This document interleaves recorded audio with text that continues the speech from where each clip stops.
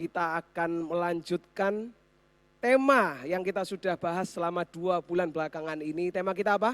Perjalanan, katakan lagi, perjalanan perubahan. Perjalanan perubahan. Kita semua kepingin untuk hidupnya kita diubahkan, kita kepingin untuk hidupnya kita menjadi lebih baik. Dan hari ini sebelum kita masuk ke dalam topik firman Tuhan, kita baca ayat yang kita sudah mulai hafalkan bersama-sama ya. Kayaknya udah gak ada kata-kata satupun ini kecuali pikiran ini kayaknya. Semoga masih hafal semua ya. Siap? 1, 2, 3. Janganlah kamu menjadi serupa dengan dunia ini, tetapi berubahlah oleh pembaharuan budimu, supaya kamu dapat membedakan manakah kehendak Allah, apa yang baik, yang berkenan kepada Allah, dan yang sempurna. Janganlah kamu menjadi serupa dengan dunia ini, tetapi berubahlah oleh pembaharuan budimu atau pikiranmu, sehingga kamu dapat membedakan manakah kehendak Allah, apa yang baik, yang berkenan kepada Allah, dan yang sempurna. Dan kalau kita sudah membahas banyak sekali topik-topik dari kesehatan finansial, emosional, fisikal, dan semuanya, minggu ini kita akan belajar bersama-sama tentang hubungan, katakan hubungan. Dan hari ini sebelum kita masuk ke dalam topik, aku boleh minta ditayangkan satu video yang selanjutnya ini. Silakan disaksikan.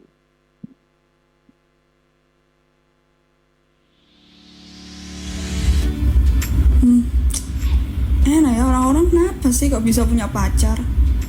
Jadi pengen deh.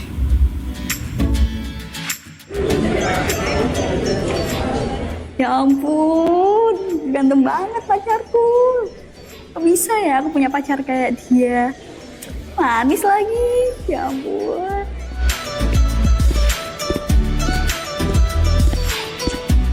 Enaknya makan apa ya? Gimana ya? Loh, Al. Wow, ini siapa? Ini cewek siapa? Lo yang siapa ya? Loh, kamu juga? Dia lo udah punya cewek, kenapa kamu cuma berdua? Gandengan lagi? Kamu gimana sih? Ini siapa sih? Apaan sih ini cewek? Marah-marah. Kamu kenal sama dia? Enggak. Aku nggak kenal. Ayo kita pergi.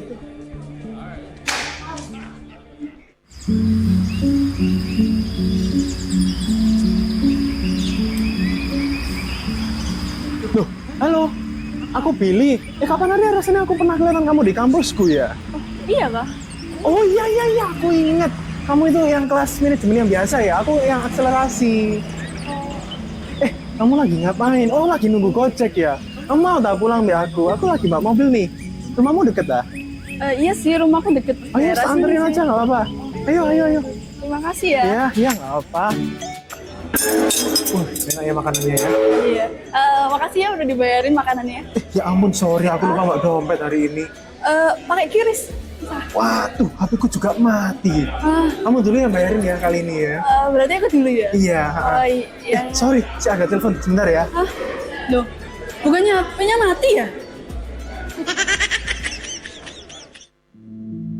Kenapa ya? Cowok selalu kayak gitu. Ganteng tapi selingkuh. Kaya tapi pelit. Kenapa sih coba? Apa aku coba dating app saja ya? Temen-temenku ya pakai itu sih. Enggak, Sun. Coba aja, wes.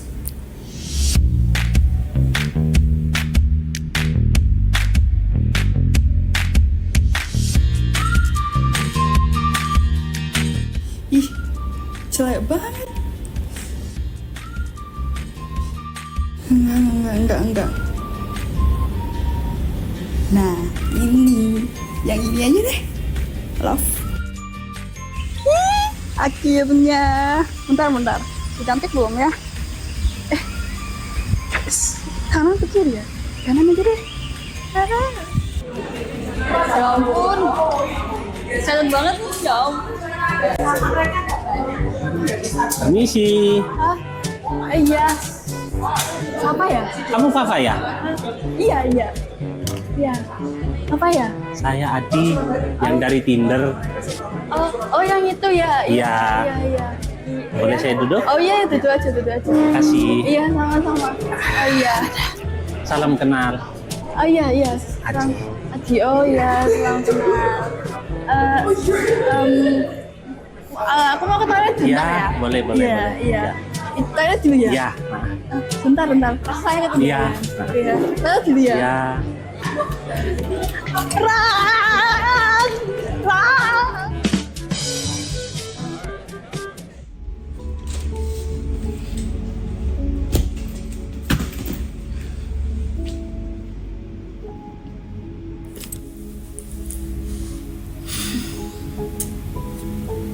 Capek ya.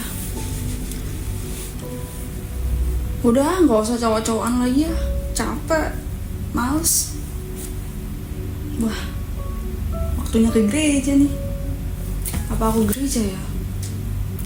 Gak usah deh. Gereja aja deh. Siap-siap.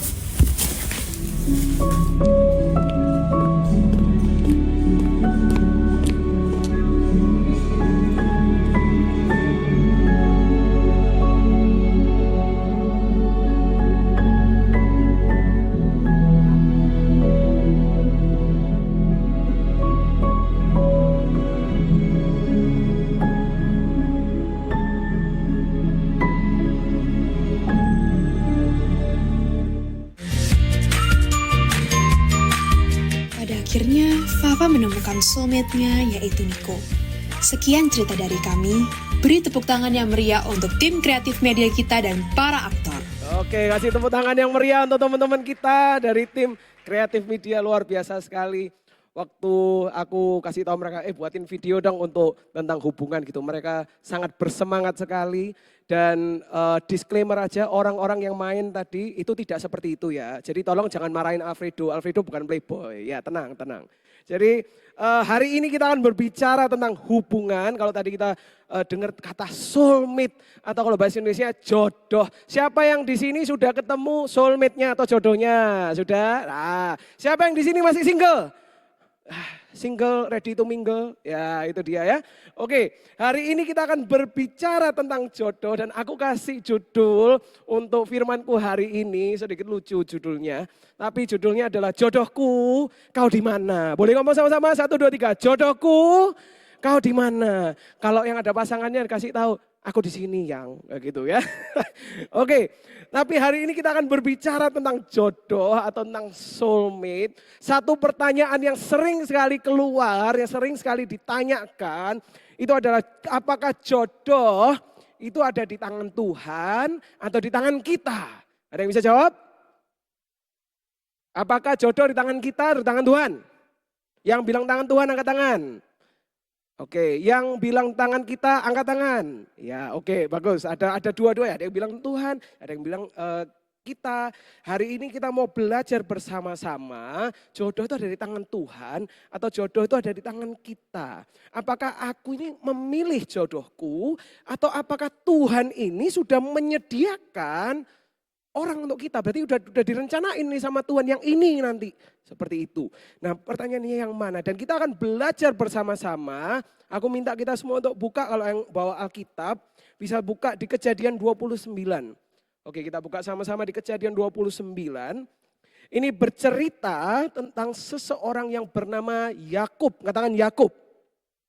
Wah, kurang semangat. Katakan Yakub.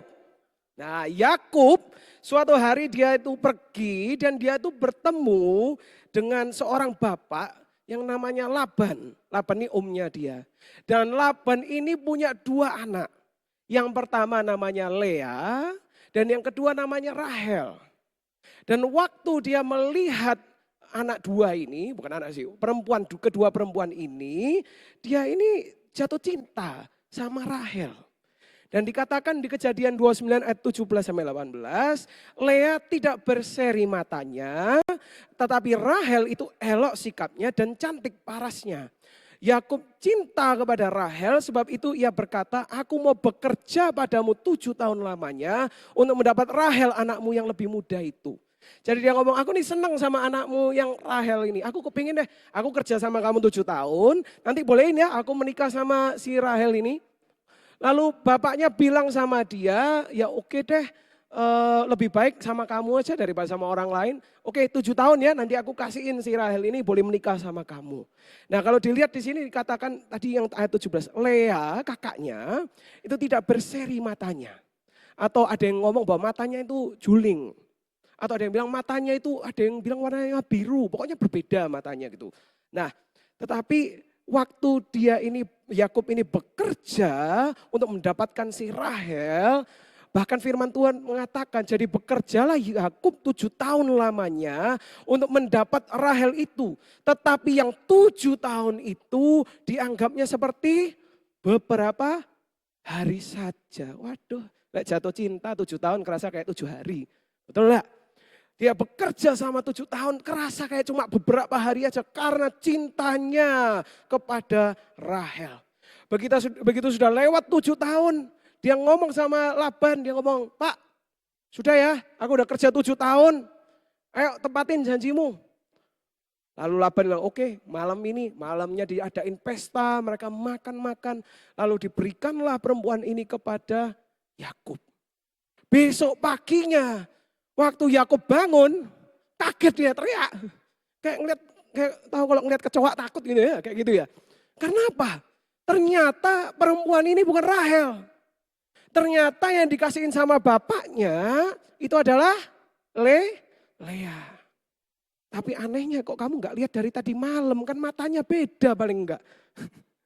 Jadi waktu dia bingung, dia kaget, dia marah-marah sama Laban. Dia bilang, ini kamu nggak benar, kamu nipu aku. Labannya bilang sama dia, loh enggak bisa gitu, kita di sini tradisinya yang tua harus menikah lebih dulu, enggak boleh yang lebih muda. Udah gini aja deh, terima aja. Kamu kerja sama aku 7 tahun lagi. 7 tahun lagi nanti aku kasihin yang kamu mau, si Rahel. Kaget dia dikasihin ternyata ditipu sama bapaknya. Di sini yang punya pasangan pernah merasa tertipu. Waktu pertama kali pacaran, orangnya baik. Begitu sudah jadi, waduh kok gak baik kayak gini. Waktu pertama kali ganteng atau dandan semua. Begitu sudah menikah, waduh sikat gigi enggak. Merasa tertipu. Tapi di sini dikatakan Yakub lalu dia bekerja 7 tahun lagi. Tapi firman Tuhan enggak bilang lagi 7 tahun itu terasa kayak hari lagi. Enggak ngomong gitu. Mungkin karena mangkel ya 7 tahunnya kerasa 7 tahun kayaknya. Jadi dia bekerja sama 7 tahun lagi untuk mendapatkan hal. Begitu dia selesai 7 tahun dia ngomong sama bapaknya. Pak sudah ya 7 tahun lagi. Sekarang mujui loh. Jangan bohongi loh ya. Kasihin. Ini si Rahel. Akhirnya dia menikahi si Rahel. Jadi pertama dia punya Lea. Kedua dia tetap bekerja untuk Laban supaya apa? Supaya bisa dapetin si Rahel. Waktu mereka sudah menikah, dia udah punya 2 istri. Si Lea ini bisa punya anak yang banyak. Tapi si Rahel itu ternyata dia mengalami kemandulan. Tidak bisa punya anak. Dan ketika Lea ini punya banyak anak, si Rahel ini iri sama Lea. Sampai dia marah sama Yakub. Aduh kamu nih buatin aku hamil, kalau enggak aku mau mati nih. Dia ngomong kayak gitu. Tapi Yakub bilang, lah mau gimana lagi, enggak bisa apa-apa. Akhirnya Rahel bilang, yaudah deh kalau gitu kamu menikah aja sama budakku satu ini. Kamu menikah sama budakku, nanti kalau punya anak tak anggap anakku. Lalu dia mengambil budaknya Rahel yang namanya Bilha. Diambil, punya anak 2. Setelah itu Lea sudah enggak bisa punya anak. Ngomong lagi sama Yakub, Pak aku sudah enggak bisa punya anak. Ambil aja nih budakku yang satunya, jadiin istrimu biar punya anak lagi. Diambil lagi 4 totalnya, punya anak lagi. Sampai akhirnya Rahel pada akhirnya bisa punya 2 anak yang bernama siapa? Yusuf dan Benyamin. Yusuf dan Benyamin. Tapi kalau kita lihat di sini, Yakub ditipu. Akhirnya menikahnya sama Lea. Setelah itu menikah sama Rahel. Setelah itu disuruh menikah sama Bilha. Setelah itu disuruh lagi menikah sama Silpa. Ini kalau yang jadi pertanyaan adalah kira-kira jodohnya Yakub ini yang mana? Kalau ada 4 seperti ini, jodohnya Yakub yang mana? 1, 2, 3, atau 4. Atau 4-4-nya. Kalau jodoh di tangan Tuhan, yang disuruh sama Tuhan, yang dikasih Tuhan, apakah berarti 4-4-nya ini jodohnya dari Tuhan? Nah hari ini kita mau belajar bersama-sama untuk menjawab pertanyaan bahwa jodoh itu di tangan Tuhan atau di tangan kita. Kita perlu mengerti dulu artinya jodoh itu apa. Siapa yang di sini tahu jodoh itu apa? Oh masa nggak tahu sih, di TV-TV kan sering ada soulmate, di film-film ada. Tapi kalau kita belajar bersama-sama, kita lihat di dunia ini, dunia itu mengatakan bahwa soulmate itu orang yang sempurna. Orang yang sudah dipersiapkan, orang yang ditakdirkan untuk menjadi pasanganmu. Betul atau betul?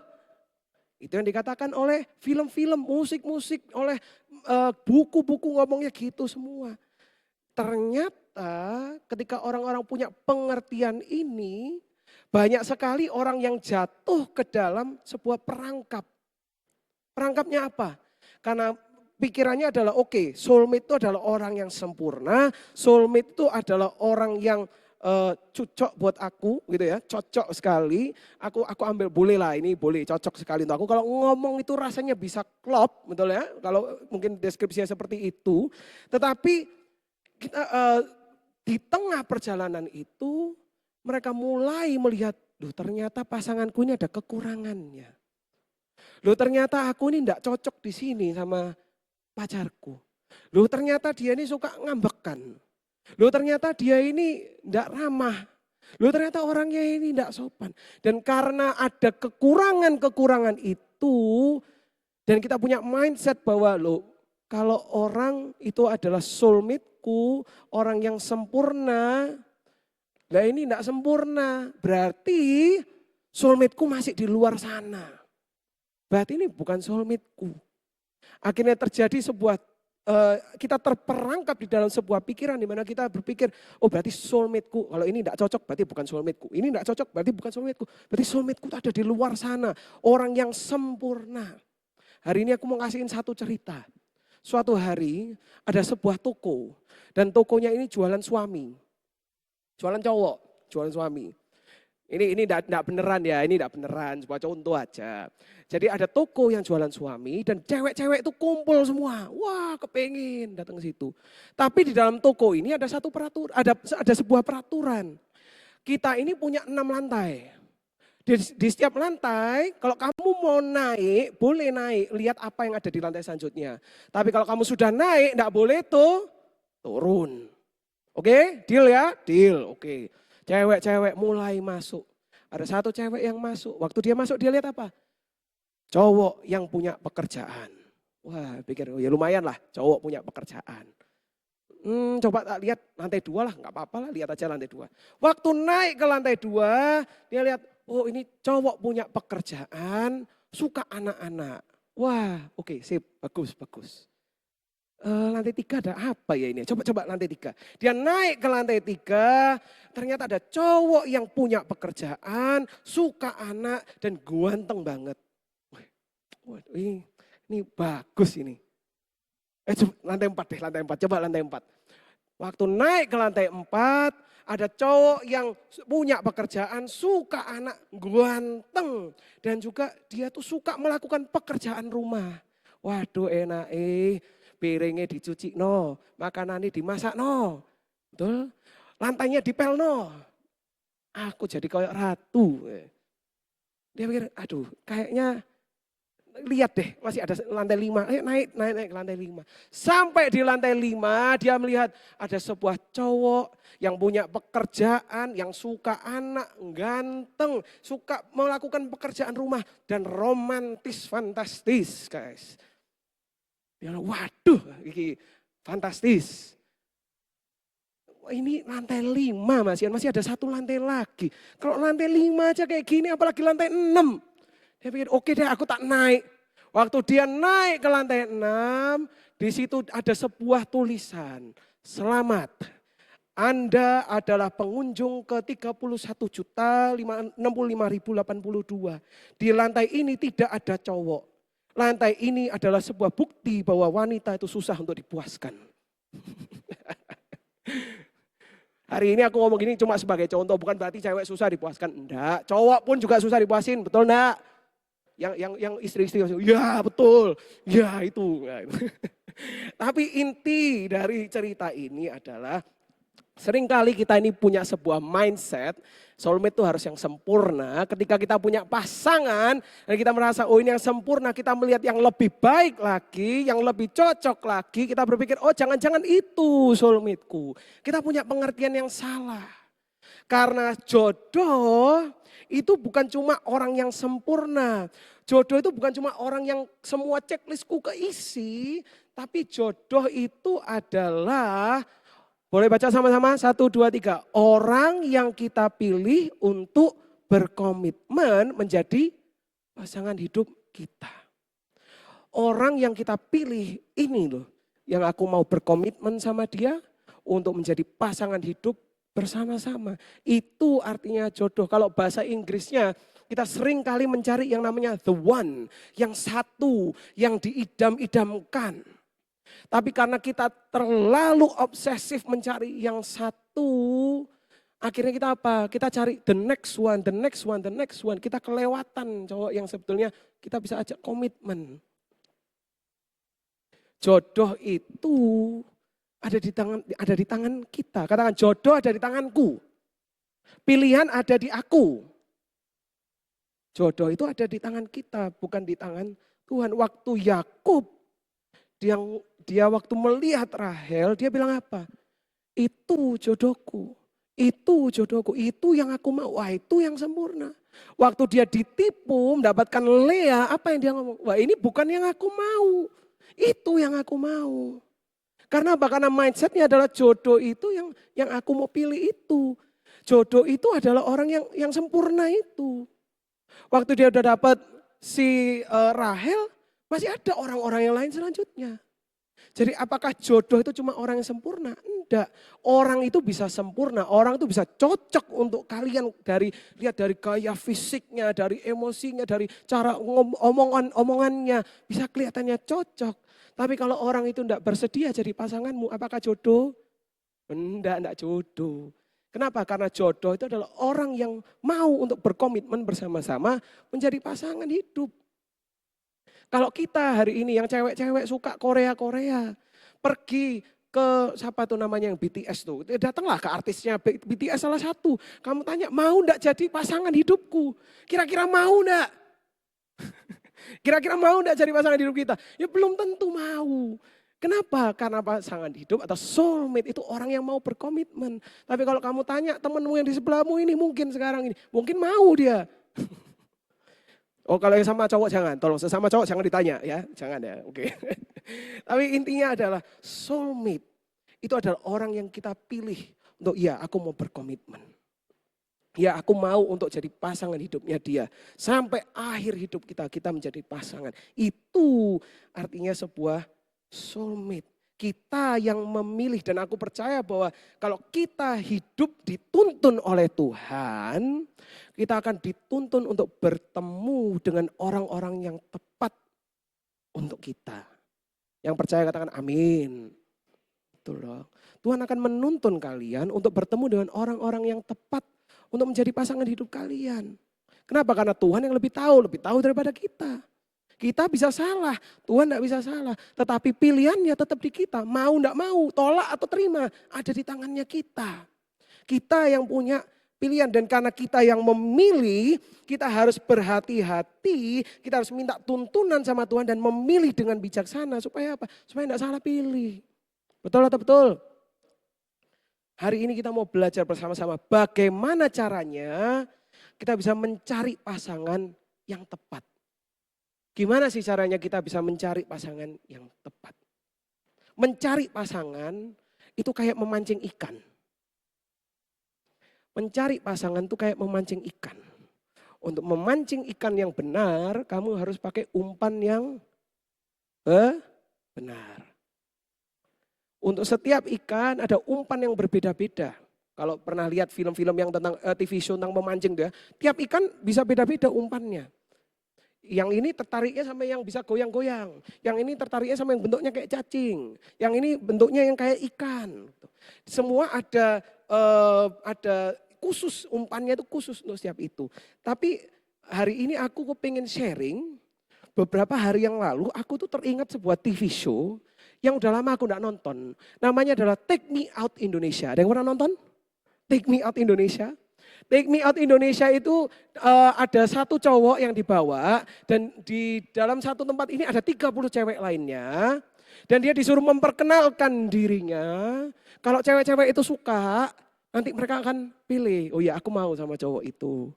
Nah, aku ada nonton 2 episode. Yang pertama itu ada seseorang yang dia tuh sales, tinggi, ganteng, suka Korea. Waduh, cewek-cewek yang lihat waktu itu, wah ini suka Korea. Nggak cuma suka Korea, suka nari Korea. Wah bisa diajak nari bareng, tiktokan bareng ini. Dan waktu ditanya, oke siap, semuanya kasih jawaban, siapa yang mau? 30 orang ngomong semuanya mau. Wah. Tapi di satu episode yang lainnya, ada satu orang yang datang, gayanya kayak anak kecil, suka bikin lelucon, tapi yang nggak terlalu lucu, suka ngomel-ngomel. Waktu cewek-ceweknya dikasih, ayo siapa yang mau pilih? Dari 30 orang, kira-kira ada yang mau milih? Nggak ada. Dari 30 orang, 0. Ngomong aku mau, semuanya bilang enggak, aku enggak mau.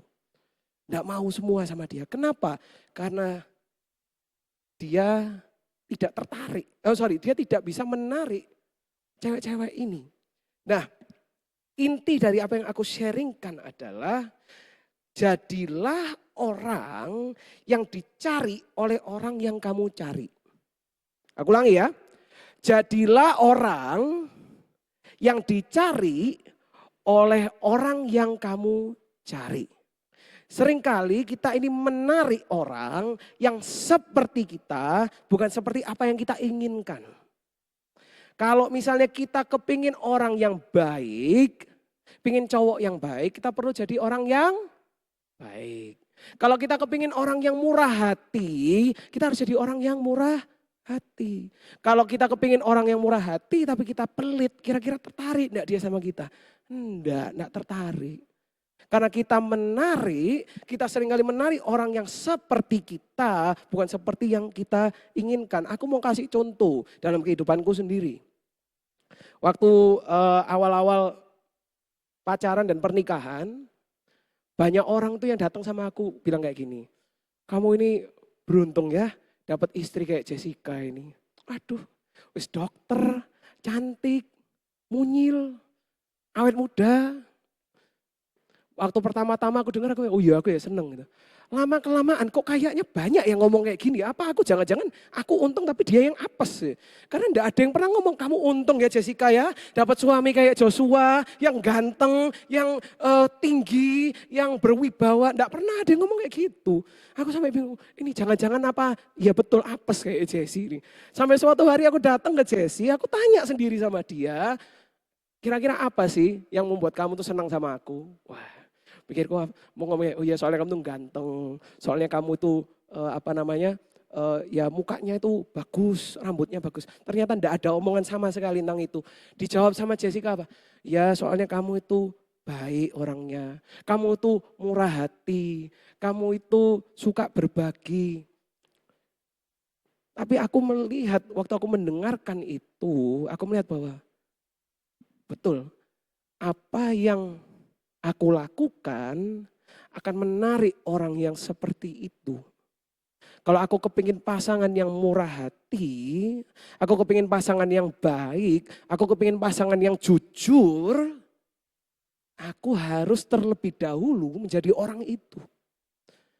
Kalau aku adalah orang yang suka berbohong, aku orang yang suka menipu, orang yang suka selingkuh, kira-kira apa yang akan terjadi? Susah untuk bisa mendapatkan orang yang baik. Kalau kita sendiri tidak baik. Jadilah orang yang dicari oleh orang yang kamu cari. Dan pasangan yang tepat itu punya 4 hal. Artinya apa? Ini adalah 4 hal yang kalian perlu cari. Tetapi juga 4 hal yang kita semua perlu untuk punya. Betul? Yang pertama adalah pasangan yang tepat itu punya identitas yang kuat. Yang kedua mereka punya karakter dan integritas. Yang ketiga punya komunitas yang baik. Dan yang keempat adalah pengertian yang benar. Yang pertama, pasangan yang tepat itu punya identitas yang kuat dalam Tuhan. Katakan identitas. Identitas yang kuat dalam Tuhan. Kalau kamu mau punya pernikahan yang sehat, pernikahan yang bahagia, harus mulai dulu ketika kita single, harus beridentitas terlebih dahulu. Beridentitas itu bukan berarti punya KTP dan SIM. Beridentitas itu yang paling dekat aku bisa ambil dari kata secure. Katakan secure. Lawan katanya orang yang secure adalah orang yang insecure. Orang yang beridentitas, orang yang percaya pada dirinya sendiri, orang yang sudah penuh, sudah whole, itu adalah orang yang beridentitas. Kalau orang yang tidak beridentitas, itu adalah orang yang selalu harus diakui. Biasanya mereka selalu, kamu sayang sama aku kan? Kamu sayang sama aku kan? Aduh, iya kamu sayang sama aku kan? Tiap hari kayak harus dikasih tahu, iya aku sayang sama kamu. Karena apa? Karena merasa butuh untuk diakui. Karena nggak punya identitas yang penuh. Firman Tuhan mengatakan di Markus 10 ayat 7 sampai 8, Oke.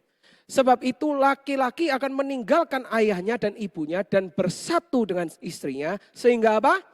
Keduanya itu menjadi satu daging. Demikianlah mereka.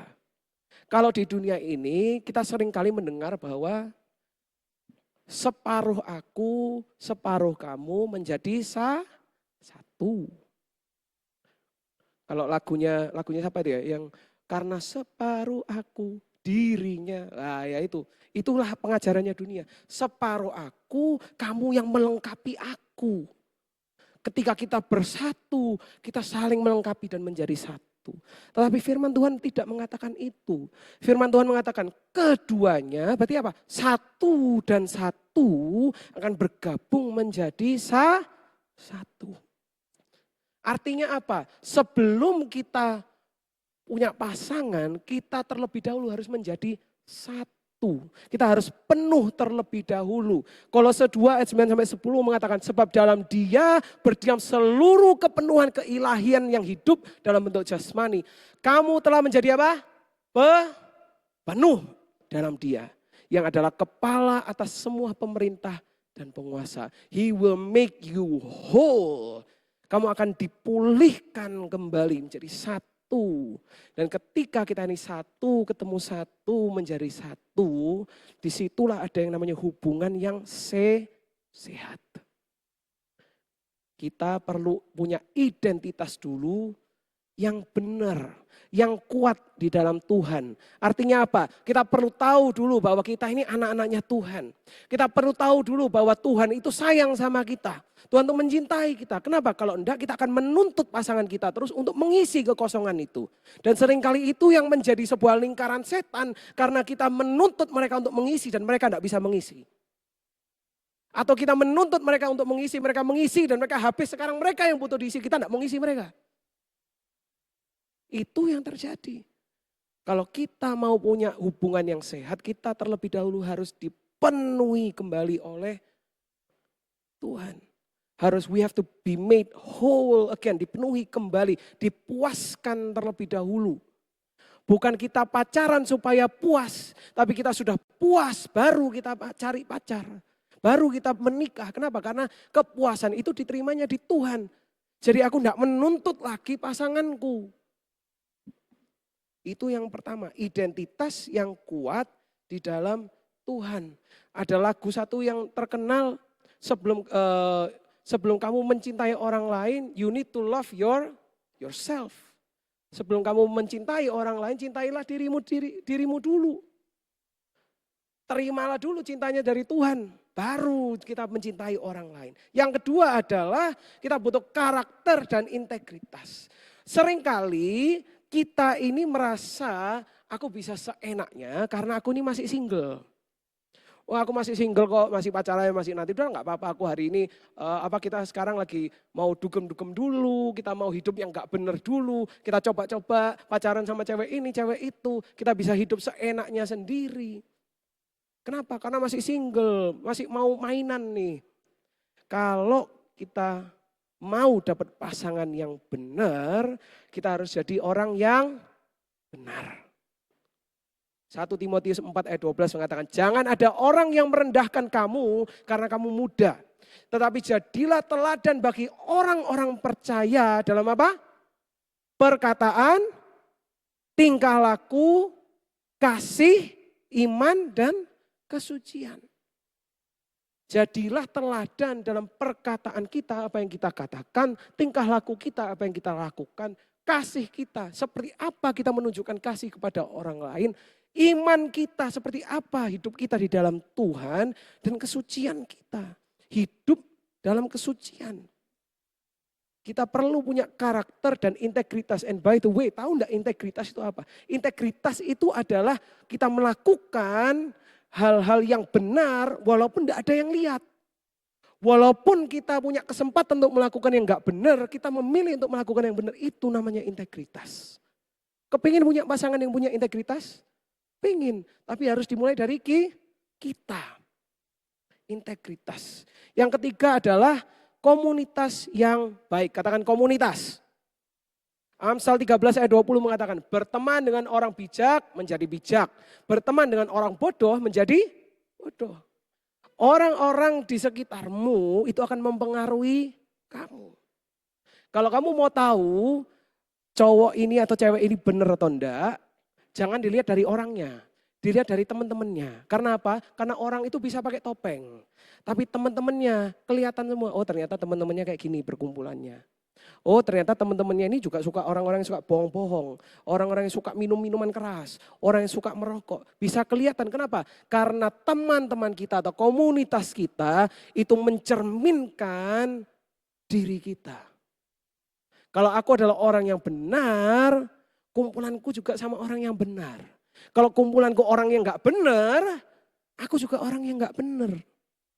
Aku juga orang yang nakal. Jadi pergaulan kita itu mencerminkan diri kita. Dan kualitas komunitasmu akan memberikan dampak pada kualitas hubunganmu atau pernikahanmu. Kamu bisa bayangin kalau kalian punya masalah dengan pacar atau masalah dengan pasangan kalian, setelah itu datang ke teman kalian dan teman-teman kalian adalah orang yang suka menjelek-jelekkan pasangan kalian. Iya memang orangnya itu mencekno, ya udahlah sudah putusin aja lah. Itu komunitas yang gak benar. Kalau komunitas yang benar dia akan mengatakan oke selesaiin dulu masalahnya apa masalahnya. Kamu bisa oke ayo aku bantu gimana caranya. Komunitas yang saling bertumbuh, yang saling mendorong, bukan yang saling menjatuhkan. Komunitas yang benar itu yang dibutuhkan. Dan kalau kalian berasal dari sebuah keluarga di mana hubungan antara papa dan mama itu tidak baik, entah itu ada perceraian, entah itu tetap hidup bersama-sama tapi berpisah, atau mungkin suka bertengkar bahkan sampai kekerasan di dalam rumah tangga. Kalau kalian melihat itu setiap hari selama kalian bertumbuh, kalian perlu cari orang-orang yang menunjukkan hubungan di dalam Tuhan itu seperti apa. Maka dari itu penting untuk kita berkumpul di dalam gereja. Kenapa? Supaya bisa ditunjukin ini loh yang benar tuh kayak gini. Ini loh seharusnya seperti ini. Ini loh yang namanya keluarga yang saling mengasihi, yang saling menghormati. Kita bisa belajar ketika kita punya komunitas. Yang keempat, aku cepat aja. Ketika kita ini mau cari orang yang benar, pasangan yang benar itu seperti apa? Orang yang punya pengertian yang benar tentang pacaran dan pernikahan. Apa sih tujuannya kita pacaran atau menikah?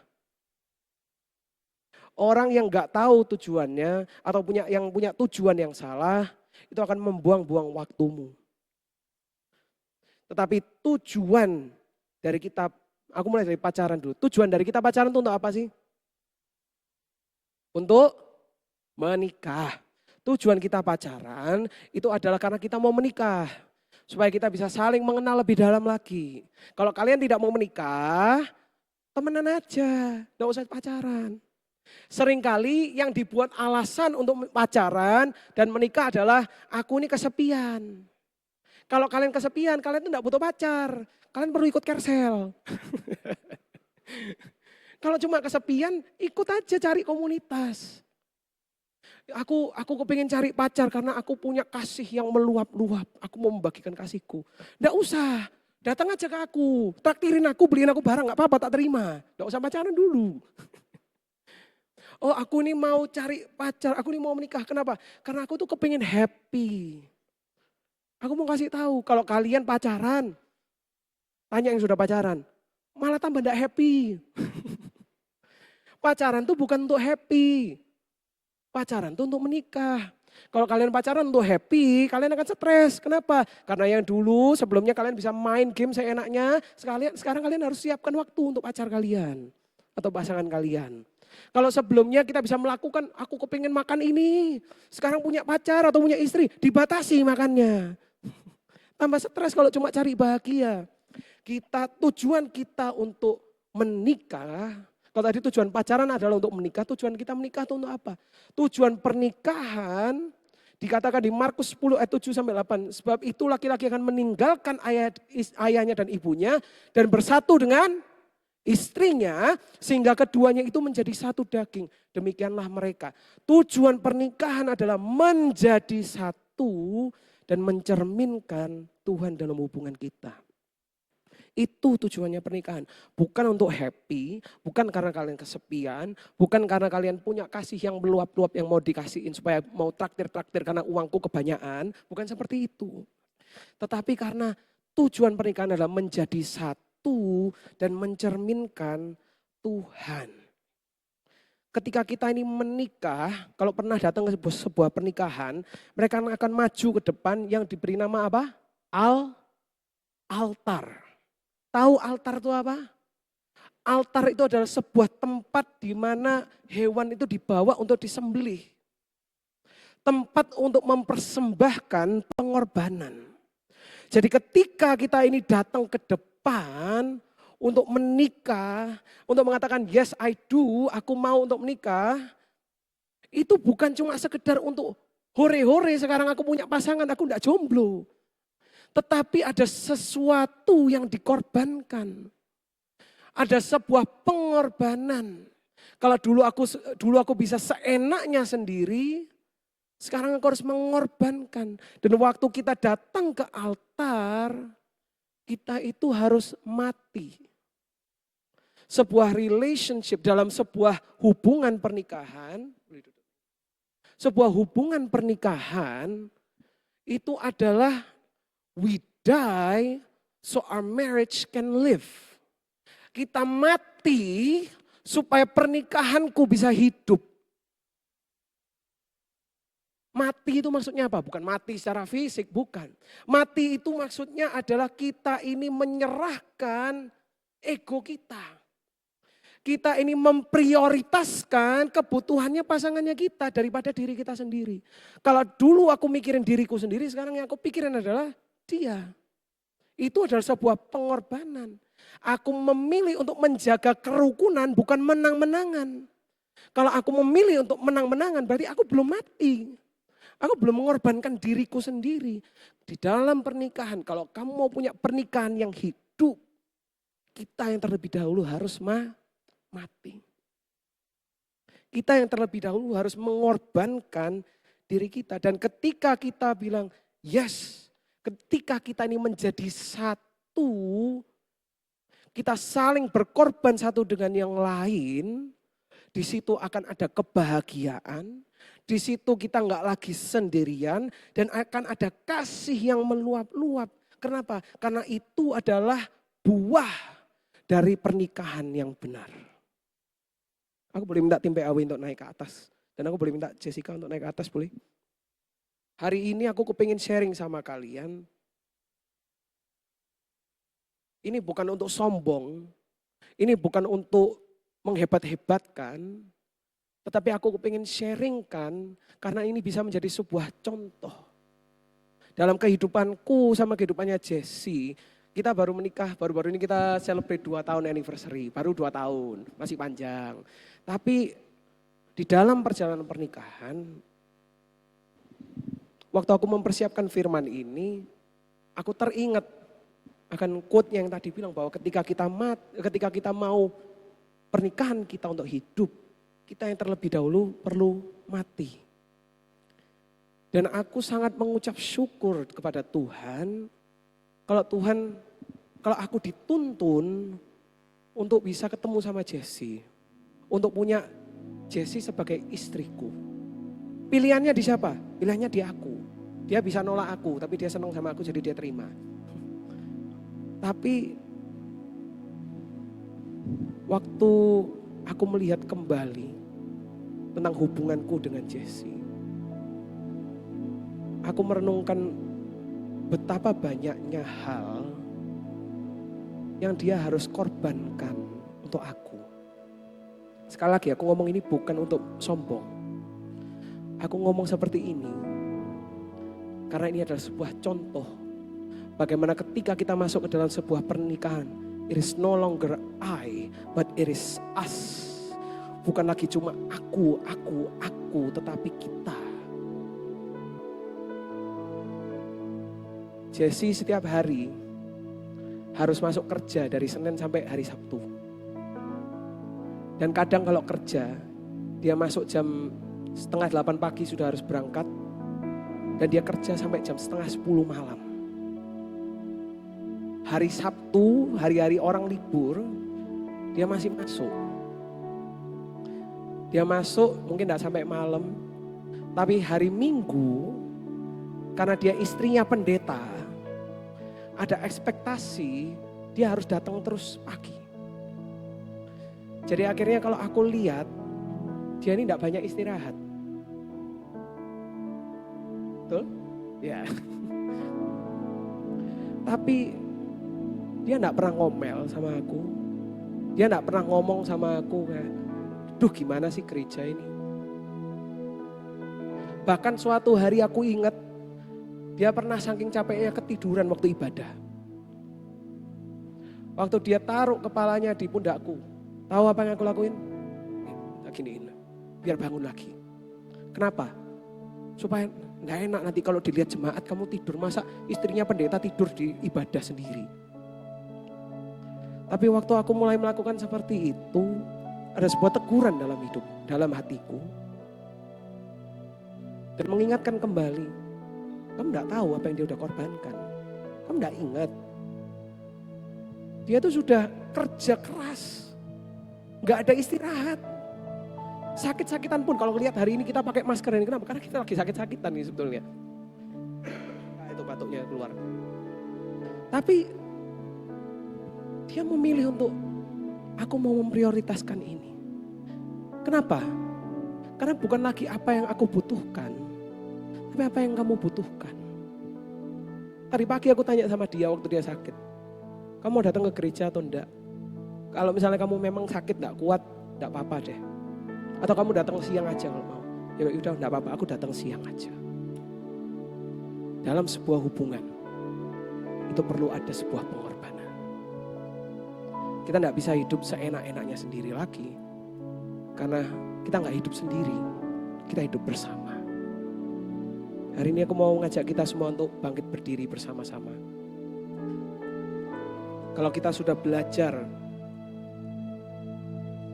bahwa di dalam sebuah hubungan, if we want the relationship to live, kalau kita mau hubungan kita mau pernikahan kita untuk hidup, kita yang terlebih dahulu harus mati. Kita yang terlebih dahulu harus saling berkorban untuk satu dengan yang lain. Mungkin hari ini kalian bilang, aku enggak bisa kayak gitu. Semua orang bilang, just be yourself. Enggak perlu berubah, udah jadilah kamu seperti apa adanya. Tahu enggak Tuhan enggak pernah ngomong seperti itu. Tuhan enggak pernah ngomong, just be yourself. Bahkan firman Tuhan mengatakan, don't be yourself. Lukas 9 ayat 23 mengatakan setiap orang yang mau mengikut aku harus apa? Menyangkal dirinya. You need to change. Kamu perlu untuk berubah. Kamu harus menyangkal dirimu sendiri, memikul salibmu setiap hari dan mengikut aku. Dan ketika kita mengikuti Tuhan, dikatakan Yohanes 3:30, ia harus semakin besar tetapi aku harus semakin kecil. More of you, less of me. Lebih banyak Tuhan dalam hidupku daripada aku sendiri dalam hidupku. Dan ketika itu terjadi di dalam sebuah pernikahan, pasanganmu ketika melihat kalian, gak cuma melihat kalian lagi, tetapi melihat Tuhan yang ada dalam kehidupan kalian. Waktu kalian menunjukkan kasih, kalian menunjukkan kasih yang kalian sudah terima dari Tuhan. Ketika itu terjadi, hubunganmu akan berbuah. Kamu akan bahagia dalam hubunganmu. Kamu akan punya damai sejahtera dan sukacita. Kalian bersama-sama akan melewati gelombang dan ombak dan kalian gak akan pernah jatuh. Karena apa? Karena kalian berpegang kepada kebenaran. Kepingin untuk punya hubungan seperti itu? Kalau kalian kepingin untuk punya hubungan seperti itu, kepingin untuk cari pasangan yang seperti itu, mulailah dari diri kita sendiri. Amin. Hari ini aku kepingin ngajak bersama-sama untuk menyanyikan sebuah lagu, Ajarku Berdiam. Kalau kita kepingin supaya ketika pasangan kita melihat kita tuh melihat Tuhan yang ada dalam kehidupan kita, kita yang terlebih dahulu harus dipenuhi oleh Tuhan, make whole by God. Hari ini boleh kita nyanyikan sekali, Ajarku Berdiam. Biarlah ini menjadi doa kita bersama-sama. Oh, ajarku berdiam, dekat di hatimu. Saat ku berpaling,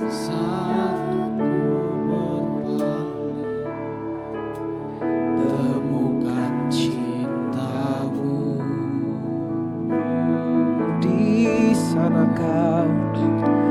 sana kau menanti. Oh, untuk bawaku lagi. Bersekutu dalam damai yang sejati. Oh, ku damba hadirmu.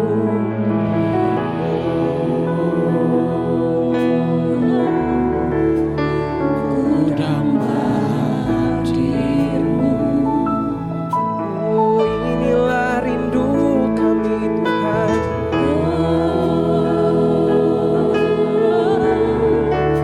Inilah rinduku. Katakan hidupku.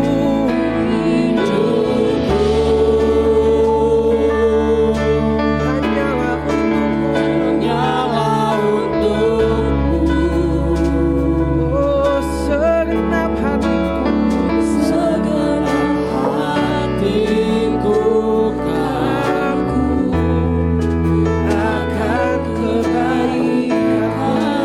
Tuhan. Dan nafasku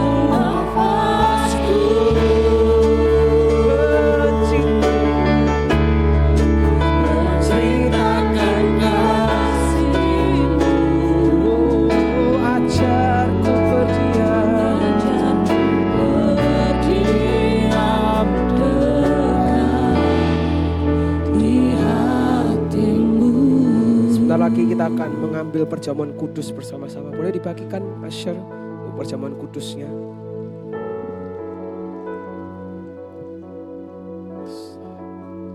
Kalau hari ini kita sudah belajar tentang pengorbanan satu dengan yang lain, hari ini kita akan mengingat bersama-sama pengorbanan yang mulia yang telah dilakukan dari Tuhan untuk kita.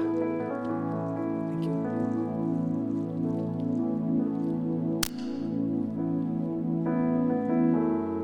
Yes. hari ini kita mengingat kembali akan betapa besarnya kasih Tuhan atas hidup kita. Mari kita angkat roti di tangan kanan kita. Kita ambil waktu bersama-sama sebentar untuk baca firman Tuhan yang ada di roti kita.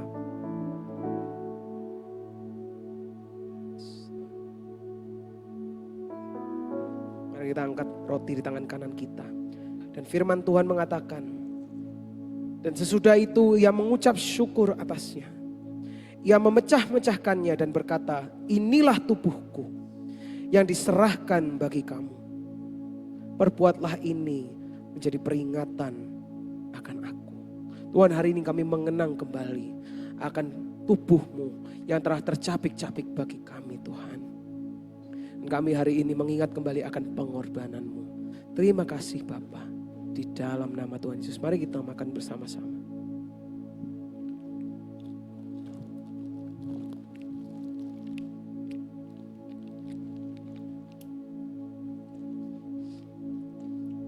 Mari kita angkat cawan anggur di tangan kanan kita. Demikian juga ia mengambil cawan sesudah makan, lalu berkata, cawan ini adalah perjanjian baru yang dimeteraikan oleh darahku. Perbuatlah ini setiap kali kamu meminumnya menjadi peringatan akan aku. Tuhan, hari ini kami mengingat akan darah-Mu yang telah tercurahkan bagi kami. Meterai dari sebuah perjanjian yang baru. Kami mengucap syukur kalau darah-Mu telah menebus setiap kami, menyucikan setiap kami, dan menyembuhkan setiap kami. Terima kasih Bapa. Di dalam nama Tuhan Yesus, mari kita minum bersama-sama.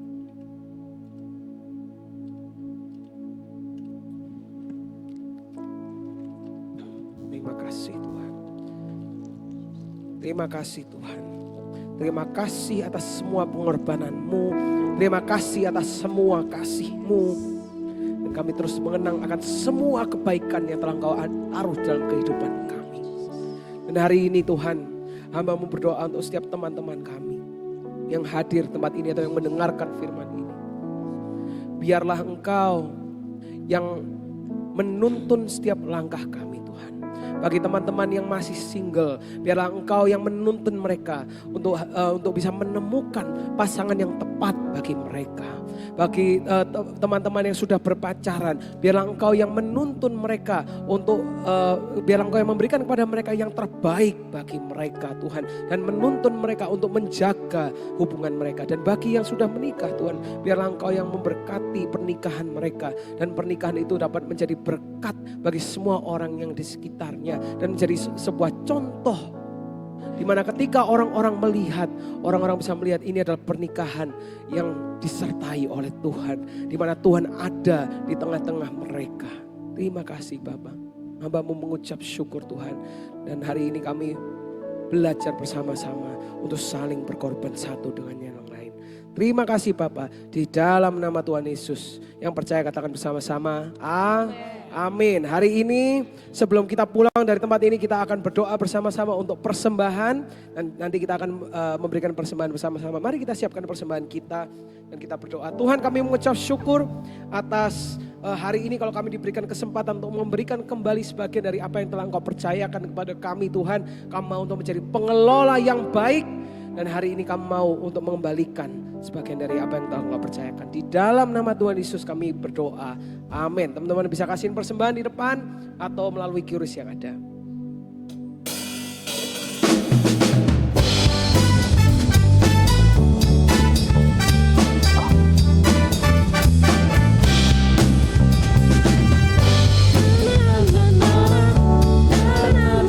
Boleh sama-sama bangkit berdiri, kita nyanyi sama-sama.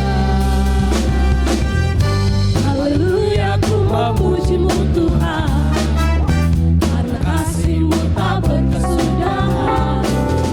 Dari bernafas memuji Sang Raja, di atas gunung dan di dalam samudra. Tanganku ku angkat padamu, bersyukuri rahmat yang Kau beri. Kakiku melompat bagimu, sebab Bapa-Ku baru